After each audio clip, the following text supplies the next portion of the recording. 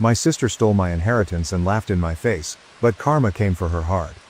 I still remember the way Olivia smirked when the will was read, the way she leaned back in her chair, arms crossed, watching me as if daring me to protest. My father had always been clear about his wishes. He wanted his estate split evenly between us. His house, his savings, the small family business he had built from nothing. It was supposed to be fair. But when the lawyer unfolded that neatly typed document, it told a different story. Every cent, every asset, was left to Olivia. Not a word about me. It didn't make sense.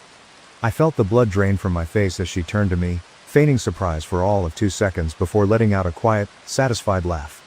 "Wow," she said, her voice dripping with mock sympathy. "Guess Dad knew who the responsible one was." I could barely breathe, let alone speak. I looked to the lawyer, expecting some kind of explanation, some acknowledgement that this was a mistake, but he only adjusted his glasses and cleared his throat. "The will appears to be in order. Olivia had planned this." I knew she had. For days, I felt trapped in a nightmare. I tried everything, hiring my own lawyer, digging through old records, even confronting Olivia directly. She didn't deny it. In fact, she seemed to revel in my frustration. "You should have been smarter," she told me one night over the phone, her voice laced with amusement. "You always trusted too easily." It hit me then. She had planned this for years. The sudden change in Dad's will, the missing paperwork from his office, even how she had cozied up to his financial advisor months before his death. Every piece of it pointed to her. But proving it? That was another story. My lawyer said we had a case, but it would be a long, grueling battle. Meanwhile, Olivia flaunted her victory. Remodeling Dad's house, selling off his prized possessions, throwing lavish parties in the home I had grown up in. She had taken everything. And she wanted me to know it. But karma doesn't forget. And neither do I. At first, I thought life would punish her for me. I waited, hoping that the karma would balance the scales. But Olivia thrived. She turned my father's business into her personal bank account, pulling money out for luxury vacations, designer clothes, and expensive dinners. She married a man as greedy as she was, someone who saw my father's estate as his own playground. It was unbearable to watch. But then, the cracks started to show. A bad investment here, a lawsuit there, small things, but they added up. I heard whispers that the business was struggling, that Olivia had overextended herself. She was too arrogant to see it, and that was my opening. I started making calls. People still respected my father, and they knew Olivia hadn't earned what she had. Former employees, old family friends, even the accountant who had handled Dad's finances before Olivia got her claws in. One by one, I pieced together what she had done.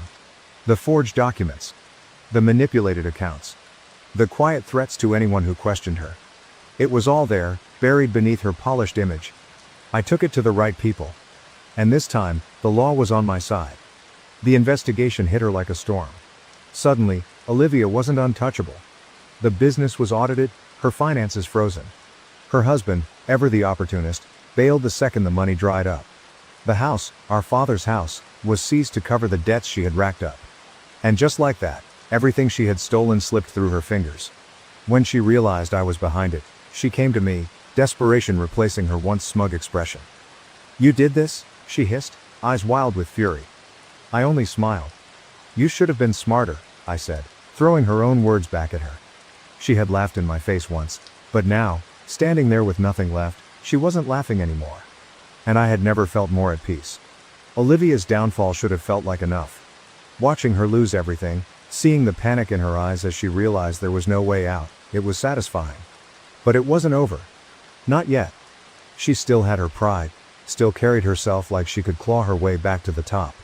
Even after the audits, after the lawsuits, after her husband abandoned her without so much as a backward glance, she still acted like she was untouchable. That's what made it so easy to predict her next move. She wasn't the type to admit defeat. She was the type to scheme her way into another opportunity, and I knew exactly where she would go next. Our mother. She had kept her distance from Mom for years, only showing up when she needed money or sympathy. And now, with nowhere else to turn, she was suddenly the doting daughter again, acting like she had been wronged, spinning some story about how everything had been taken from her unfairly. But Mom wasn't stupid. She had watched from the sidelines, choosing to stay neutral when the inheritance battle first started, but even she had limits. So when Olivia showed up at her doorstep, crocodile tears in her eyes, Mom did something I never expected. She turned her away. I heard about it from Mom later, in a rare moment of candor. She stood there crying, telling me she had nowhere else to go. She admitted over the phone. But all I could think about was how she laughed at you, how she threw everything in your face. She made her choices. It was the first time Mom had ever acknowledged what Olivia had done. And it was the first time Olivia had ever faced real rejection. No safety net, no backup plan, just a door shut in her face. But even that wasn't enough to break her. Olivia always had another angle, and this time, she went for the last thing she had left. Pity. She played the victim, reaching out to old family friends, distant relatives, anyone who would listen. She twisted the story, making it sound like she had been wrongfully targeted, like she was just an innocent woman who had made a few mistakes. And for a while, it worked. Some people believed her. But lies only last so long when you've burned every bridge behind you.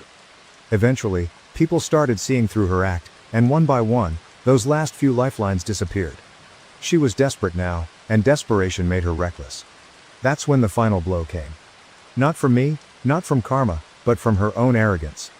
In a last-ditch effort to save herself, Olivia tried to pull one more scheme. She thought she could cheat the system again, that she could forge a few signatures, falsify a few documents, just like she had with Dad's will. But this time, there was no one left to cover for her. No one to smooth things over. And the authorities were already watching. It didn't take long for them to catch on. And before she knew it, Olivia was facing real consequences. Criminal charges, court dates, a scandal she couldn't escape. It was surreal, watching it all unfold from a distance. Seeing her on the news, her name dragged through the mud, the same way she had dragged mine. It should have felt like justice. And in some ways, it did. But when I finally saw her, really saw her, standing in that courtroom, shoulders hunched, eyes hollow, I realized something. She wasn't untouchable anymore. She wasn't powerful.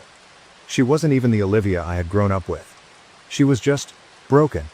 A shell of the person who had once taken everything from me. I thought I would feel triumphant. I thought this would be the moment where I walked away, head held high, knowing I had won. But all I felt was tired. The fight was over. She had lost, and I had everything I needed. My father's business, my name cleared, my life back. There was no point in kicking her while she was down. So when people asked if I was going to the sentencing, if I wanted to see the final chapter of her downfall, I just shook my head. I didn't need to. She had already lost in the worst way possible. Not just her money or her freedom, but the illusion that she was smarter than everyone else. And that was enough for me. The silence that followed Olivia's sentencing was strange. For years, she had been this unstoppable force in my life, taking and taking, leaving destruction in her wake. But now, she was just gone. No more smug phone calls, no more gloating social media posts showing off what she had stolen. Her presence had loomed over me for so long that I almost didn't know what to do with myself now that she wasn't there. But life has a way of moving on, whether you're ready or not. The family business, the one she had nearly run into the ground, was finally back in my hands. It wasn't easy salvaging what was left. Olivia had left it drowning in debt, contracts in shambles, reputation stained. I had to rebuild it from the ground up, renegotiate deals, earn back the trust of clients who had been burned by her greed. And I felt like I was working towards something that was truly mine, and I wasn't alone. The same people Olivia had manipulated and discarded, former employees, loyal customers, even old friends of my father, slowly came back, willing to give me a chance.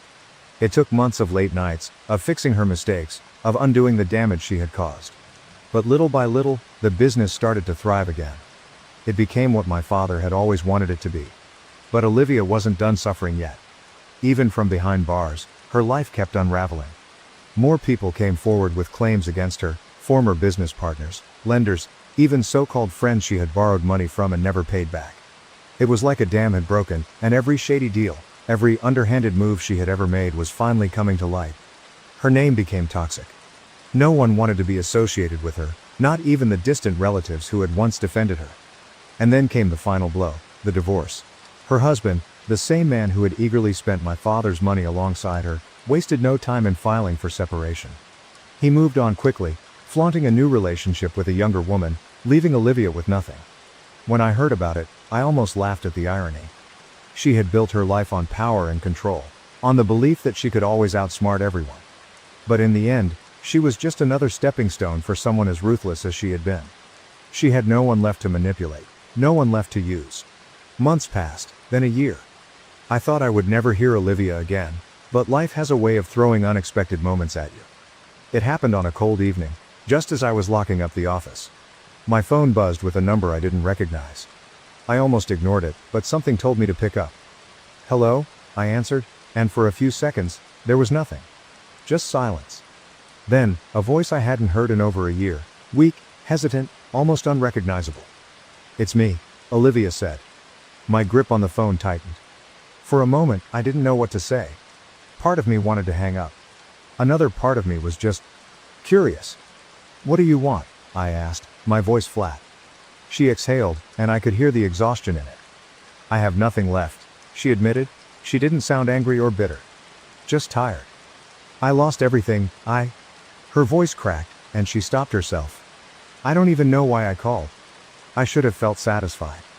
I should have let her sit in the mess she made, but instead, all I felt was pity. Olivia had done terrible things, things that had nearly ruined me. And yet, hearing her now, stripped of all the arrogance, all the cruelty, it was hard to see her as the same person. I didn't forgive her. I wasn't sure I ever would. But I also didn't hate her anymore. I had already won. I had my life back, my father's legacy restored, my peace.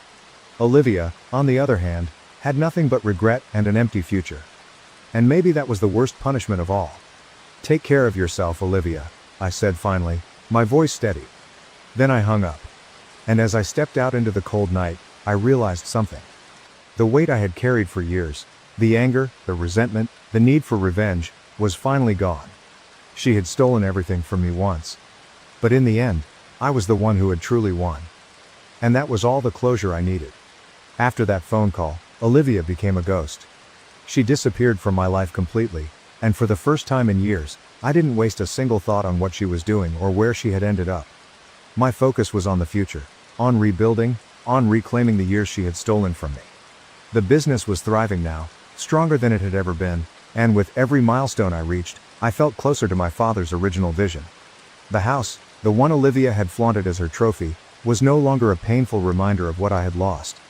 It had been sold off to cover her debts, and in its place, I found a new home of my own, a place that was truly mine, untouched by her greed. My life no longer revolved around anger or revenge. It was filled with purpose, with people who truly cared about me, with a future that was finally mine to shape. And just when I thought Olivia was nothing more than a closed chapter in my life, I heard the final piece of her story. I ran into an old acquaintance, someone who had once been a close friend of Olivia's before she burned that bridge like all the others. We caught up, and eventually, the conversation drifted to my sister. "You won't believe where she is now," they said with a shake of their head. "She's working at some rundown diner, barely scraping by. It's like she's a completely different person." For a moment, I didn't know how to respond. The image of Olivia, the sister who had once strutted around in designer clothes, who had taken everything from me without a second thought, now reduced to just another face in a forgotten roadside diner. It felt surreal. But I didn't feel joy. I didn't feel anger. I felt nothing. She had finally faced the consequences of her own actions, and I no longer had to be the one carrying that burden. She had been her own downfall, just as I had always known she would be. And for the first time, I realized that I was free. Not just from her, but from the weight of everything she had done. One day, as I sat in my office, overlooking everything I had rebuilt, I thought about my father. I wondered what he would think of all this, of what had happened to his children, of how his legacy had nearly been destroyed, but in the end, everything I restored. And I realized something. He wouldn't have wanted me to spend my life consumed by the past. He would have wanted me to move forward, to live, to be happy. And that's exactly what I did. I had fought my battle, I had won, and now, I was finally at peace. Olivia had stolen my inheritance, thinking she had taken my future with it. But in the end, I had gained something far greater than money or property. I had reclaimed my life. And as I closed my eyes, taking in the quiet satisfaction of a life well lived, I knew one thing for certain. The past no longer owned me. I was free. My sister ruined my wedding day, but what she did next left me speechless. I always knew my sister Lena had a way of making everything about herself. She had spent her whole life trying to be the center of attention, no matter the occasion, but I never thought she would go as far as ruining my wedding day. Everything was perfect until she arrived. From the start, Lena made sure all eyes were on her. She was supposed to be my maid of honor, and I had picked out a simple, elegant dress for her, a champagne-colored gown that wouldn't overshadow my wedding dress. But when she walked into the venue, my stomach dropped. She was wearing white, a nice, glittering, floor-length gown that could have easily been mistaken for a wedding dress. People start whispering the moment she stepped inside. I caught my mother's horrified expression, and my best friend, Kayla, muttered under her breath, "Are you kidding me?" I tried to stay calm. It was just a dress, right? It was annoying, yes, but I wasn't going to let her get to me. Not today. I had spent too long planning this wedding to let Lena ruin it, but she wasn't done. During the reception, Lena took the microphone for her maid of honor speech. I expected her to embarrass me a little, a few funny stories, some teasing, nothing too bad. But instead, she started talking about my past. I have to say, I'm honestly so proud of my sister for finally settling down. We all thought she never would. I mean, after all those failed relationships and bad decisions, it's nice to see her finally getting it right. The room went quiet. I felt my stomach tighten. My husband, Daniel, shifted uncomfortably beside me. My mother's face went pale. Lena laughed, like she hadn't just said something completely humiliating. I mean, you guys all remember what happened with her ex, right? Wow, that was a mess. A few people chuckled awkwardly. Others looked at me with pity. I wanted to scream. Why would she bring that up? My past relationships had nothing to do with today. And the way she was saying it, like I was some kind of disaster who had finally, miraculously found a husband, made me feel small. I stood up so fast, my chair scraped against the floor. My hands were shaking. Lena, that's enough. But she just smiled at me, eyes glinting with satisfaction. She wanted me to snap, but instead, I did something she never expected. I grabbed the microphone from her hands, and I exposed her for who she really was. The moment the microphone was in my hand, the room froze. Lena's face twisted in shock, but I didn't give her a chance to react. I took a deep breath, my heart pounding, and said, "Wow, Lena, I didn't realize my wedding was a comedy show for you. Since we're sharing personal stories, why don't I tell one about you?" Her expression changed. The confidence she had a second ago vanished. I turned to the guests, my voice calm but firm. "You all know Lena loves attention, but what you might not know is that she'll do anything to get it." I looked directly at her, even if it means hurting the people closest to her. Lena's jaw clenched. "You're overreacting." I ignored her. "You know what Lena was doing last month? The maid of honor, who just humiliated me in front of everyone? She was cheating on her boyfriend with his best friend." Gasps rippled through the crowd. Whispers. Shock. Lena's face turned red. "You're lying." I let out a short laugh. "Oh, really? Should I call Ryan and ask if he wants to confirm?" Ryan, her now ex-boyfriend. Lena's hands curled into fists. She opened her mouth, but before she could say anything, my mother cut in. "Enough." Her voice was sharp, filled with anger, but not at me. At Lena. I turned and saw something I had never seen before. My mother, looking at Lena with disappointment. My father shook his head, muttering, "Unbelievable." Lena was trapped. She knew it. And for the first time in her life, she had nothing to say. Her mouth opened and closed, but no words came out. Then, without another sound, she stormed out. The second the doors closed behind her, I exhaled. Daniel reached for my hand. "Are you okay?" I let out a slow breath. "I think so." Kayla, my best friend, grinned. That was the best wedding speech I've ever heard. The tension broke. Laughter rippled through the guests. And just like that, my wedding went back to being about me. But deep down, I knew this wasn't over, because Lena was not the type to go down quietly. The rest of the night should have been perfect. After Lena stormed out, the tension faded, and the celebration finally felt like mine again. The music started back up. People got back to dancing, and for the first time all day, I felt like I could breathe. Daniel never let go of my hand. My friends made sure I was smiling. And my mother, who had spent my entire life ignoring Lena's behavior, actually pulled me aside and said, "I'm proud of you for standing up for yourself." I should have been happy. I should have moved on. But deep down, I knew this wasn't over, because Lena wasn't the type to just walk away. And I was right. It was nearly midnight when Kayla ran up to me, her face pale, her phone clutched in her hand. "You need to see this," she said, shoving the screen in front of me. And the moment I saw what was on it, my stomach dropped. It was a post from Lena. A long, dramatic, public post on Facebook. "I'm devastated. My own sister humiliated me at her wedding in front of our entire family, twisting the truth just to make herself look good. I've supported her my whole life, and this is how she treats me." I didn't want to say anything, but the truth is, she's not as innocent as she pretends to be. She's the one who ruined my relationship, not me. And now she's trying to ruin my reputation too. I don't even know if I can call her family anymore. My hands shook as I scrolled through the comments. People were taking her side. Wow, I can't believe she'd do that to you on your special day. You deserve better, Lena. Stay strong. Your sister has always been jealous of you. This just proves it. Jealous of her? I couldn't breathe. She was flipping the story, making herself the victim. And worst of all, people were believing her. I looked up at Kayla, my voice tight. She's trying to destroy me.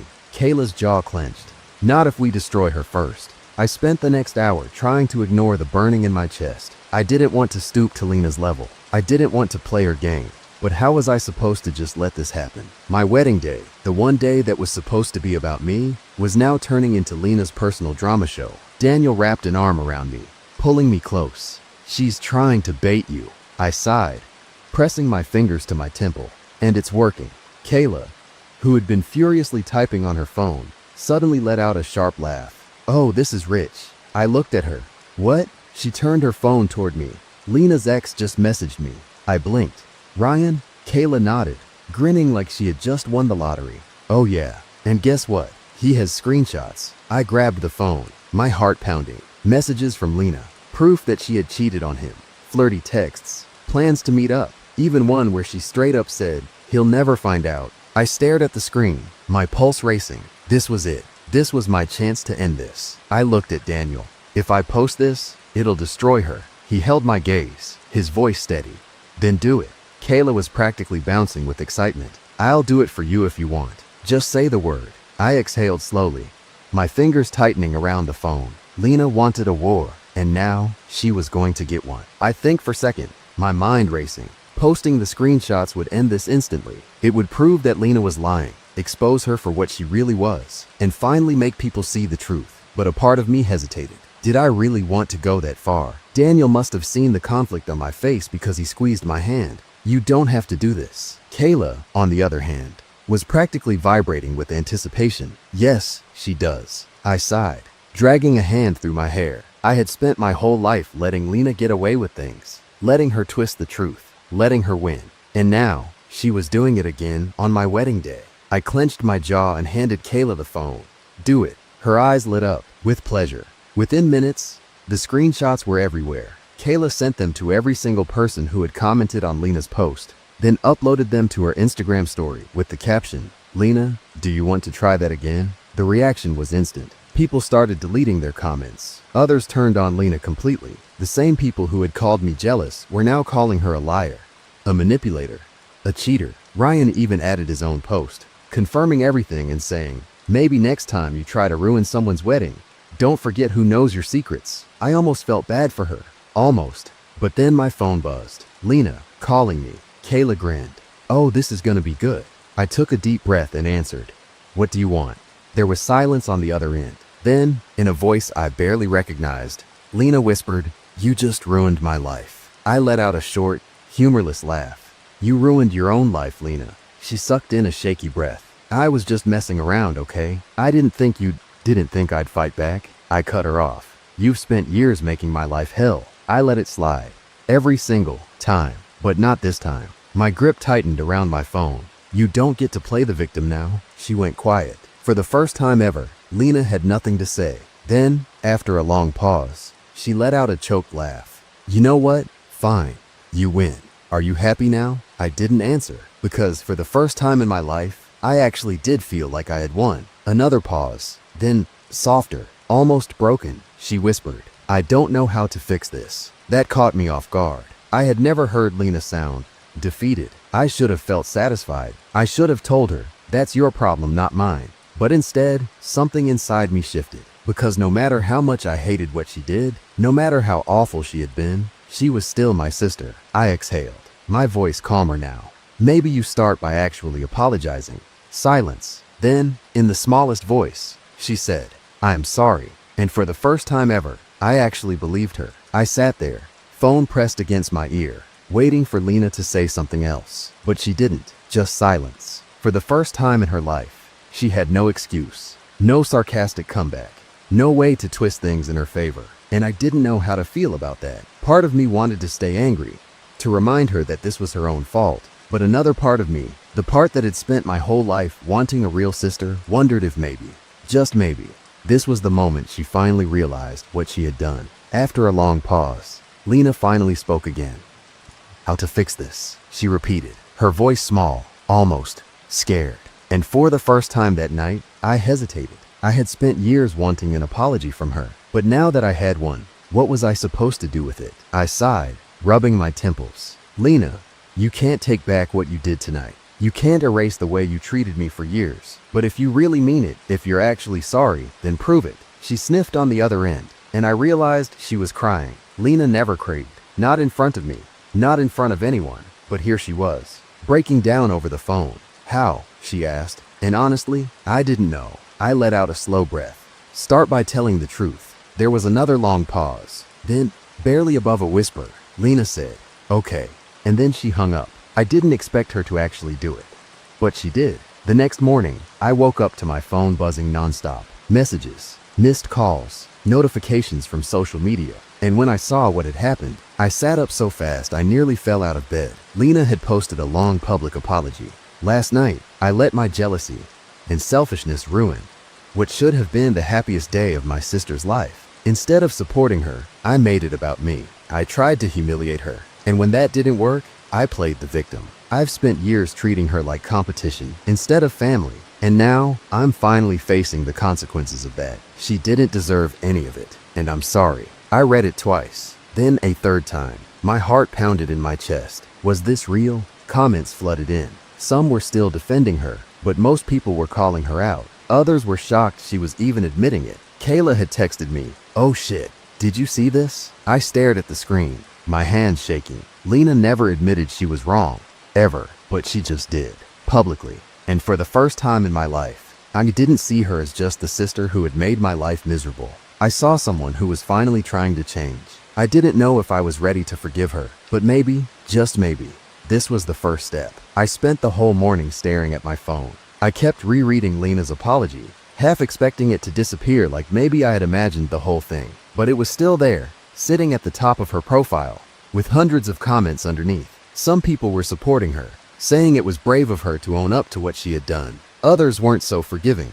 "Too little, too late." One person wrote, "If she wasn't caught, she never would have apologized." And honestly, I wasn't sure if they were wrong. I wanted to believe Lena had changed. I wanted to believe her apology was real. But how was I supposed to trust her after everything she had done? Was this just another game to make herself look good? Or did she actually mean it? Before I could think too much about it, my phone buzzed. Lena. For years, I had waited for this moment to hear her admit she was wrong, to see her finally take responsibility. And now that it was happening, I didn't know what to do. I hesitated, then finally picked up. Lena's voice was quiet. "Hey." I didn't say anything at first. I wanted her to speak first, to explain herself. She took a shaky breath. "I meant what I said. The post. Everything. I meant it." I still didn't know what to say, so I asked the only thing that mattered. "Why now?" Lena let out a slow exhale. "Because I saw your face last night, when I was making that speech. When I was trying to embarrass you." She paused, like she was struggling to say the next part. "I wanted to hurt you, and when I saw that I did, it didn't feel good." I swallowed hard. That was the first time Lena had ever admitted she wanted to hurt me. She had spent her whole life acting like her behavior was just harmless fun, just jokes, just me being too sensitive. But now she was telling the truth. For the first time in a long time, I actually believed her. But believing her and forgiving her were two different things. Lena didn't ask me to forgive her. She didn't beg. She didn't try to force me to move on. She just let me sit there in silence, letting me process everything. Finally, after a long pause, she sighed. "I don't expect us to be okay overnight.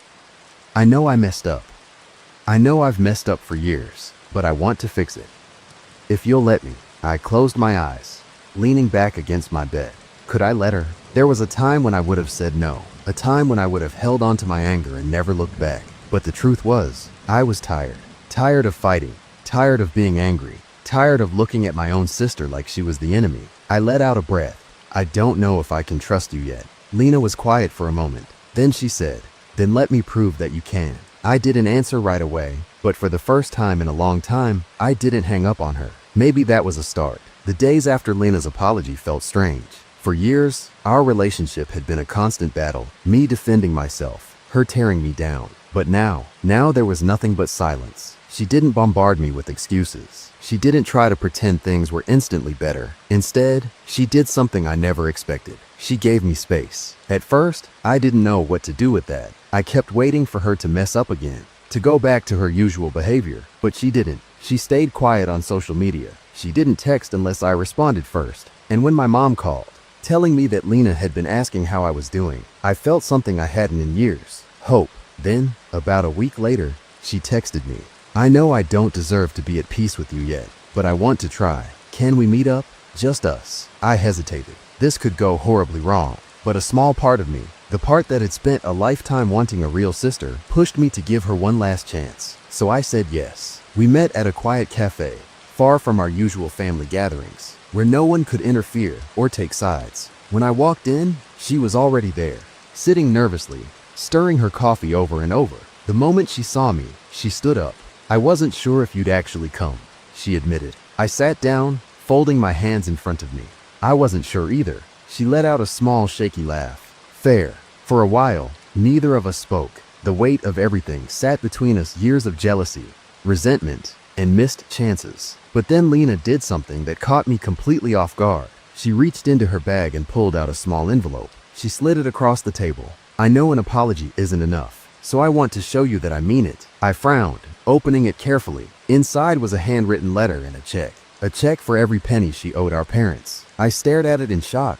"You're paying them back?" She nodded. "I told you I wanted to prove myself. This is part of it. I don't want to be the person I was. I don't want to take from people anymore." She swallowed hard. "And I don't want to hurt you anymore either." I didn't know what to say. This was Lena, the same sister who had spent years making my life miserable. But now, she was taking responsibility. For the first time, she wasn't just saying sorry, she was showing it. I didn't forgive her that day, but I didn't walk away either. We stayed at the cafe for hours, talking not about the past, but about the future, about what it would take to rebuild what we had lost. Lena didn't try to force a happy ending. She didn't expect me to forget everything overnight, but she was willing to change. And for the first time in my life, I saw a version of my sister I had never seen before. Someone who actually wanted to be better. Months passed, and slowly, very slowly, things between us started to heal. She made an effort.